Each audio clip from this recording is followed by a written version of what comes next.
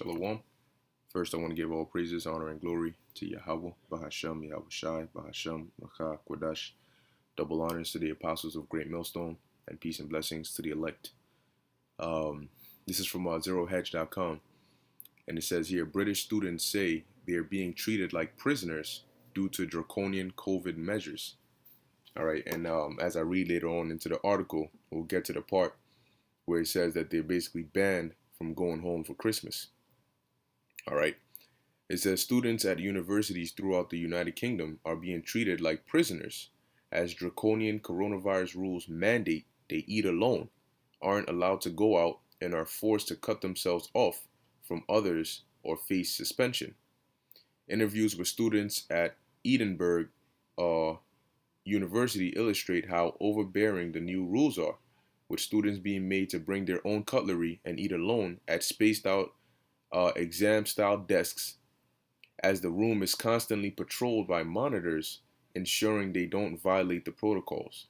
All right, and what this is just preparing the people, all right, for the isolation-like or isolation-style New World Order. All right, you're watching a lot of these movies where it's basically like a post New World Order, and interactions between boys and girls is limited, if at all. All right, interactions between people in general is limited. All right, and everybody's just a controlled bot walking around. All right, not being able to think for themselves and being deprived of common human interaction. Now it says, now they have taken the takeaway option away, and I've been told that everyone is forced to eat alone and not allowed to get up from their allocated table for more food or water. You hear that? It says, and this is all under the guise of Corona. All right, COVID-19 is the justification for all of this, said Liberty Phelan, who edits the student newspaper. There are huge queues to get into the dining hall, and staff led students to tables, or staff lead students to tables, so you don't even choose who you sit next to, she added. It says, in the accommodation, you're only allowed one other person in your room, but some people have had parties and the police have been called. My sister has to book a half-hour slot to be in the common room and halls, which would be funny if it weren't so deeply bleak. This is the breakfast situation, and they basically blanked out their faces, but they gotta sit here all divided. They got the tape on the floor letting them know 6 feet, 6 feet. You know, basically like a whole prison, like a concentration camp. Like they're being programmed, all right, to behave a certain way. It says another student who wished to remain anonymous says students have now begun skipping meals to avoid the experience altogether. First year student Florence Carr Jones said inspectors patrolled the halls of residents, ensuring no fun could be had. Security guards roamed the halls in the evenings, knocking on noisy doors, threatening fines and suspensions, she said. The university has also called police on students for holding illegal parties, warning them they face being kicked out. Students are also being told that they're not allowed out this weekend and will be legally barred from going home for Christmas. You hear that? All right. It says in Scotland, students have been told all lessons must be online. They have to isolate, are not allowed out this weekend, and are legally barred from going home at Christmas. Not even terrorists are treated this badly. All right, and this is only the beginning. Okay, see, they're doing this in school, but this is about to be the common life for the average individual. Okay, forget your freedoms and because as humans, you thrive on interactions. All right, but just like they're doing in Birmingham, where they're not allowing you to meet people of other households, okay, they're basically turning this thing into an isolation to limit movement, to limit travel, and to trap you in a particular location. It says, imagine being excited to start your first year at university and getting to meet a bunch of new friends, only to find that you are treated like a prisoner and aren't even allowed to go out or have social contact with more than one person. Now, when it gets to the point where they say, look, This is what it is. You're stuck on campus. We're not allowing people to leave campus because of the spread of the virus, and we don't want you, because how are you gonna leave? You drive, you might stop for gas, and then you might have to interact with somebody. Or if you drive from your campus or wherever it is and you go home, you might potentially spread the virus in that community. So now you got to be isolated on campus. You're not allowed to leave campus.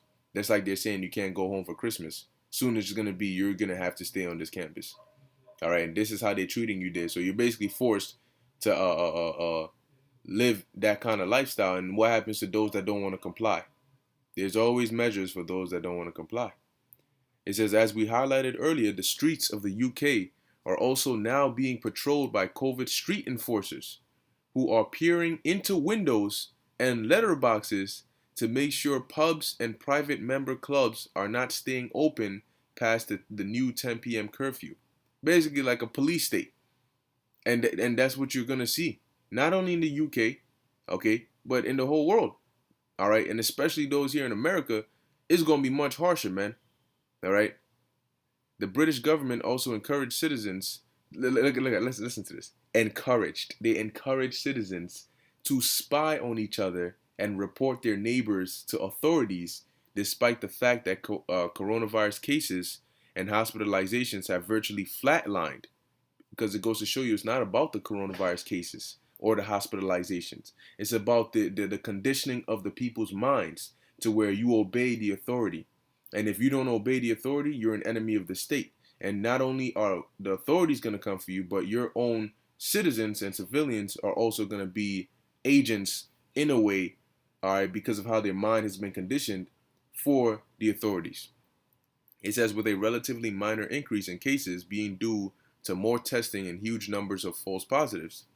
In the age of mass Silicon Valley censorship, it is crucial that we stay in touch. Okay, so on and so forth. That's not part of the article. But just going to show you, man, this is what? A conditioning. All right? They're conditioning the people to get used to this kind of lifestyle. All right? Limited contact, if any contact at all. Okay?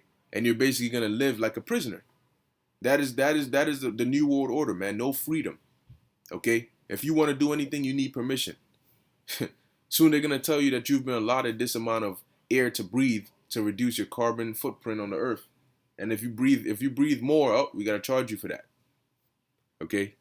Now this is the book of 2nd Ezra, chapter 16, verse 27. It says, so that one man, matter of fact, 26, the grapes shall ripen, and who shall tread them?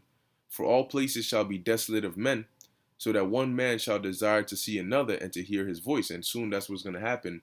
All right, it's going to be either you're dead, or you're in a FEMA camp, or you're in hiding, to where it's going to be scarce. Where you might go down to Manhattan and it's full of people and you can barely get space to walk, as where now it's quiet, and all you got is troops patrolling the streets. You got fences and gates and helicopters in the sky, armored trucks in the way, robotic dogs running around. Okay, some futuristic dystopian style post police state setting.